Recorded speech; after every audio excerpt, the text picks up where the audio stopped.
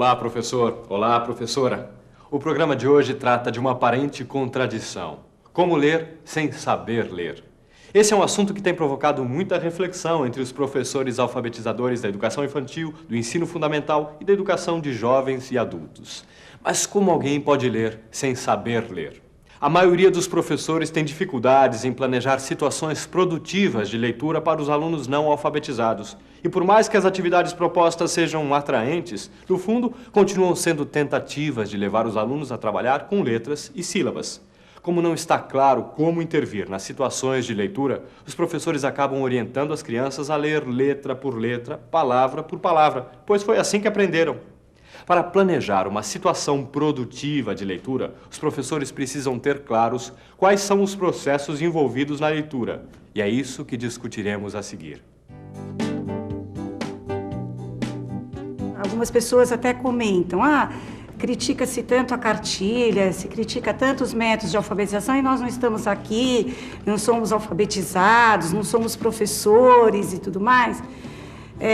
Quer dizer, na verdade, conseguimos ser professores e somos os sobreviventes. Mas eu acho que até dentro dessa categoria, dentro da nossa categoria, tem uma coisa assim, de que nós não somos usuários da leitura, não sabemos ler diferentes tipos de textos, não gostamos de ler. Então, que alfabetização foi essa? Que leitura foi essa? Que, na verdade, não contribuiu para, pelo menos, esses três aspectos. Pelo menos por esses três aspectos, né? Então, eu acho que é uma coisa para a gente refletir, quer dizer, continuar ensinando as crianças a lerem, escrever desse jeito, né? E que, vida fora, não vão ler um livro sequer, como diz o Rubem Alves, né? Quer dizer, que alfabetização é essa? Estão servindo a quem? Né? Formar analfabetos funcionais aí.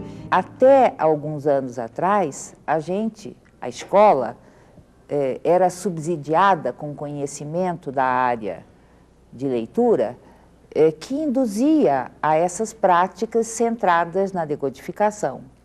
Só que hoje já existe conhecimento disponível que permite mudar o enfoque do ensino da leitura. E esse conhecimento, que é um conhecimento sobre como é que um leitor competente processa um texto, quer dizer, como é que ele realiza a leitura, mostra que existe um papel fundamental na leitura, né, para um conjunto de estratégias que articuladamente fazem com que você possa antecipar o significado do que você está lendo e quase que simultaneamente verificar essa sua antecipação, se ela é correta, refazer a antecipação, se ela for incorreta, e avançar na verificação. Quer dizer, é um processo complexo, que se conhece hoje de produção de leitura, mas, além dessa complexidade, as pessoas que estão trabalhando na área de didática da leitura também foram se dando conta que não só o conjunto de estratégias, o uso dessas estratégias de leitura é essencial para que se forme um bom leitor, certo? Quer dizer, o bom leitor é aquele que tira o máximo proveito do uso dessas estratégias, como que a questão da aprendizagem da leitura também passa pelas estratégias de leitura. Então, é uma coisa importante que a gente tenha claro que essas atividades que a gente está planejando hoje, que são atividades relacionadas a práticas de leitura de meninos que ainda não sabem ler, elas estão apoiadas na utilização pelos meninos que estão em processo de alfabetização de estratégias que o bom leitor utiliza, que o leitor eficiente utiliza, são as mesmas. E cabe a nós, professores, ajudar esses meninos a se arriscar, fazendo antecipações, mas, ao mesmo tempo, aprender a controlar essas antecipações com estratégias de verificação.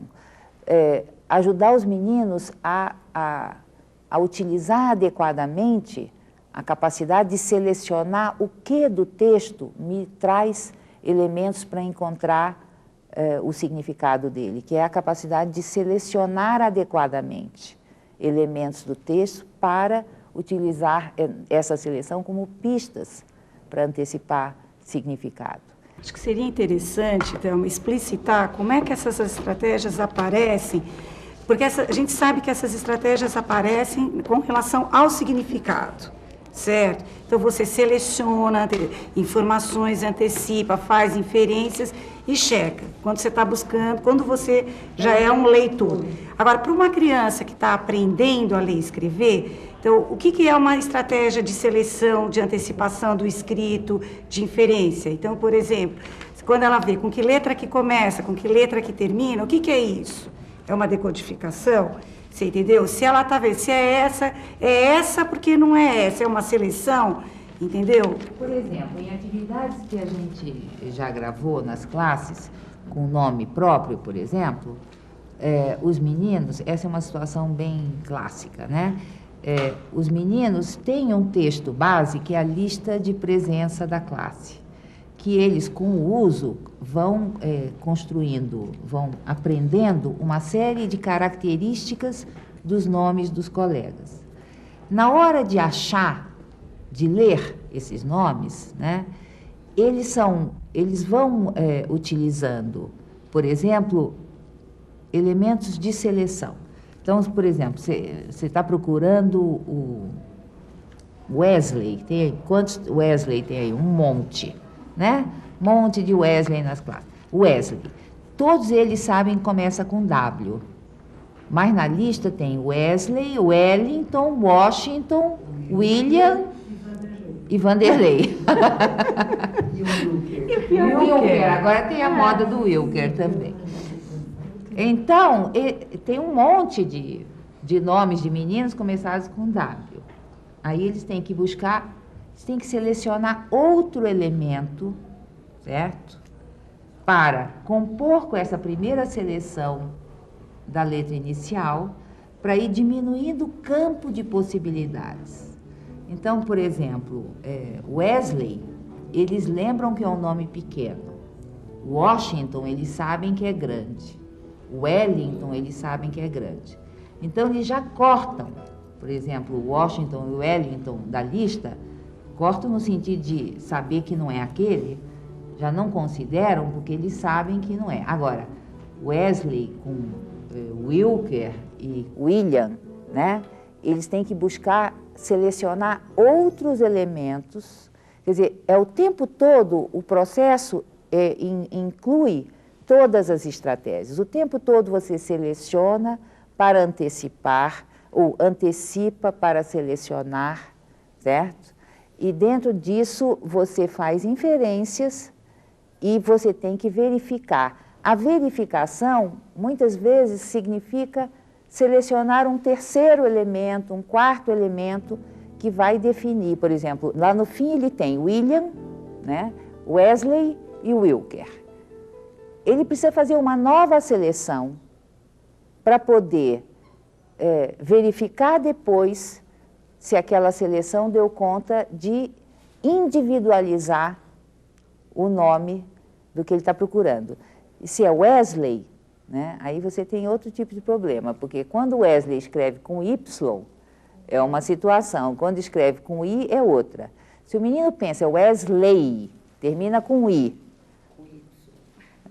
o seu termina com Y. Aí, às vezes, eles não acham, porque eles estão procurando uma palavra que termine com I, e eles acham Y, o William termina com M, e o Wilker termina com R.